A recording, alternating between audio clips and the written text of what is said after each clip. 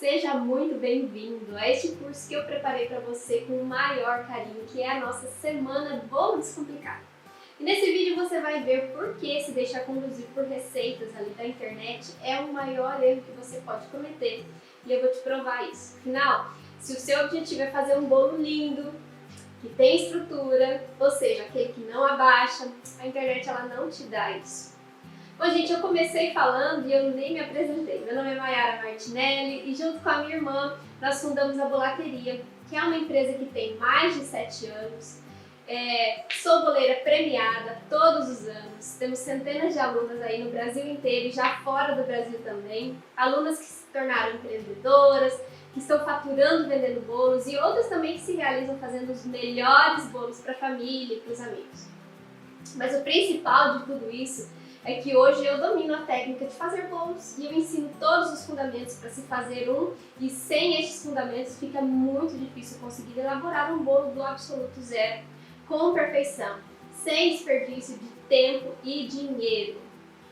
Antes da gente começar, eu quero te contar como que eu cheguei até aqui, porque eu fui assim como você, e é verdade. Eu também fazia receitas da internet e eu não entendi o porquê que não dava certo. Eu achava que era eu que não sabia fazer, que eu não tinha mão para bolo, enfim, aquelas histórias. E eu queria fazer bolos para vender. Mas quando eu fui testar as receitas, porque eu tinha consciência que eu precisava ter um produto muito bom, então eu pesquisava nos sites mais famosos. E, gente, nenhum dava certo. Quer ver só? Olha essas fotos que eu preparei para você.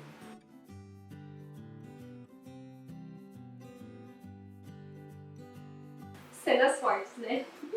Mas foi aí que a chave virou e tudo ficou assim muito mais claro pra mim, sabe? Eu percebi que aquilo que eu tava procurando não era o suficiente pra mim. Só receitas, elas não iam suprir nunca o resultado que eu precisava, que era um bolo perfeito. Eu precisava entender o processo por trás daquela receita, os ingredientes, e eu comecei a estudar. Eu devorava livros e colocar na prática. E fui daqueles bolos que eu mostrei para vocês antes, para estes aqui. Olha só.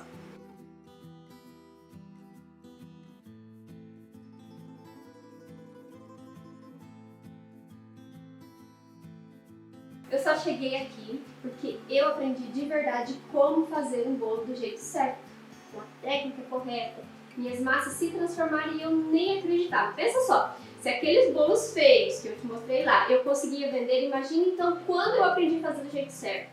Foi um sucesso. No primeiro ano nós já fomos premiadas e o motivo pelo qual eu me disponho hoje a dividir isso com você é que você também pode fazer um bolo lindo, gostoso, fofinho, sem sofrer como que eu sofri até entender todo esse processo.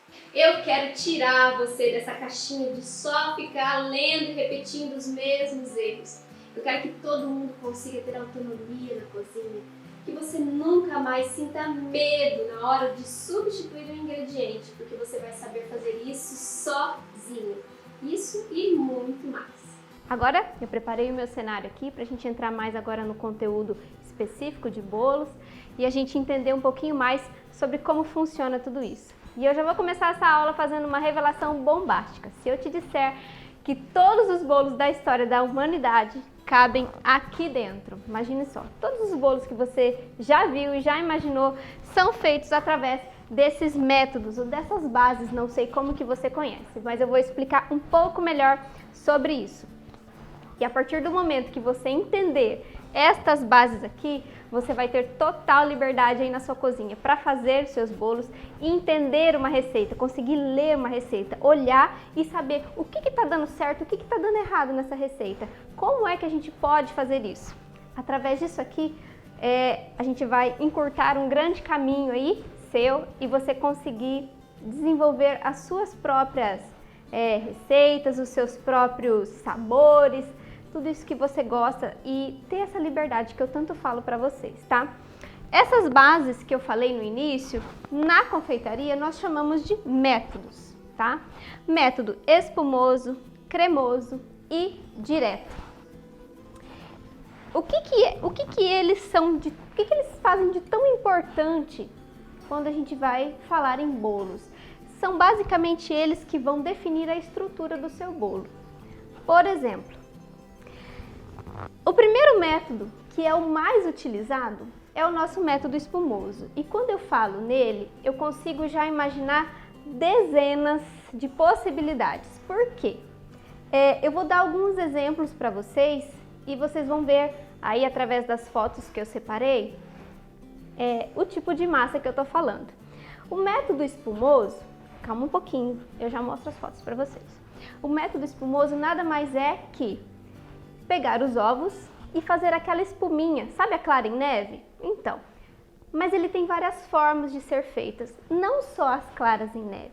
A gente pode aerar esses ovos inteiros, ou só as claras, ou só as gemas, aerar os ovos com o açúcar e cada um deles vai me dar um resultado diferente. Por isso que ele é um método tão versátil, por isso que através dele eu consigo fazer vários tipos de massa de bolo. Vamos lá!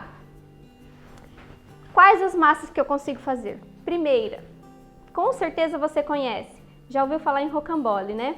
Rocambole, a gente precisa de uma massa, de um método espumoso para a gente conseguir fazer.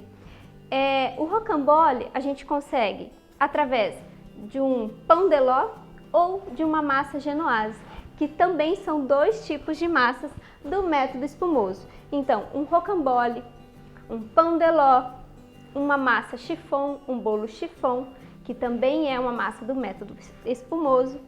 Bolo de rolo, já ouviu falar no bolo de rolo? É um bolo muito característico lá do Nordeste, especificamente de Pernambuco. É uma massa extremamente fina, que você vai fazendo em camadas e ele realmente parece um bolo de rolo. Vou deixar imagens para vocês verem também. E a genoise, que é uma massa muito parecida com o pão de ló, porém o que muda dentro dela são alguns dos ingredientes. Então vamos lá, eu quero deixar bem claro para vocês aí os tipos de massas que a gente consegue fazer com o método espumoso e para que vocês vejam as características dela. Agora vocês vão ver as imagens bem certinho. A primeira imagem que vocês estão vendo aí é uma massa de um rocambole.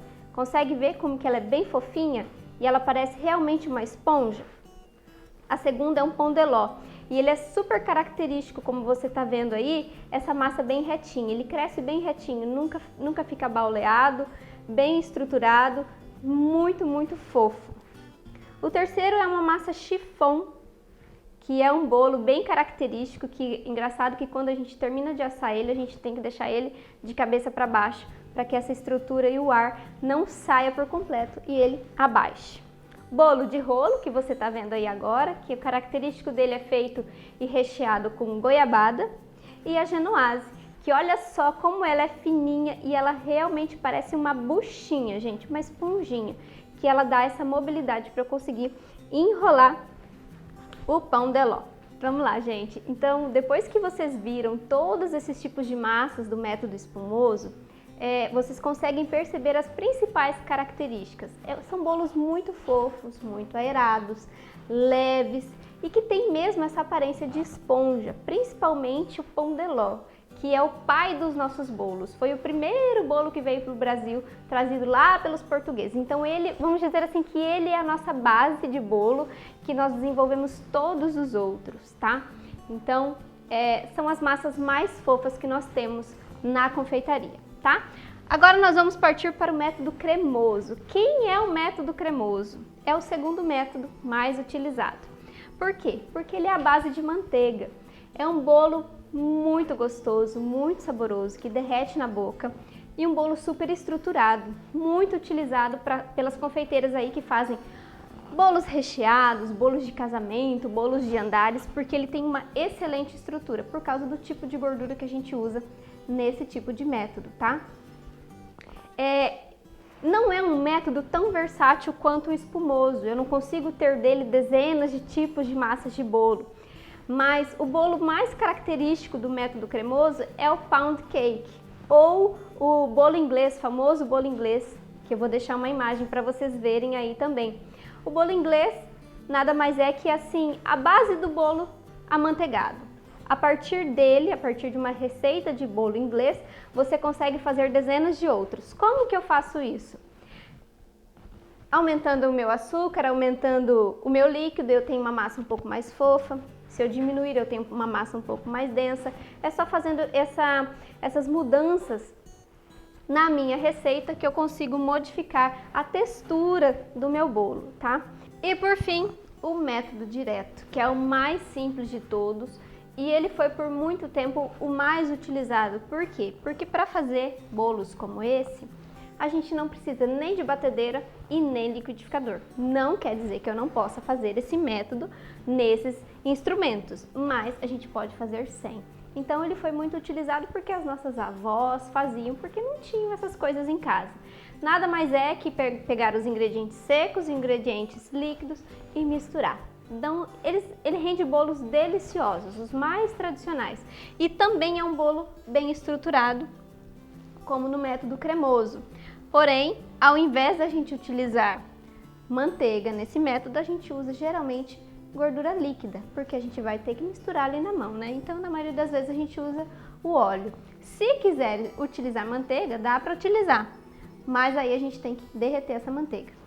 Então, vocês conseguem perceber que com 3 formas de bater bolos, a gente consegue fazer todos os tipos de bolo? Isso é libertador.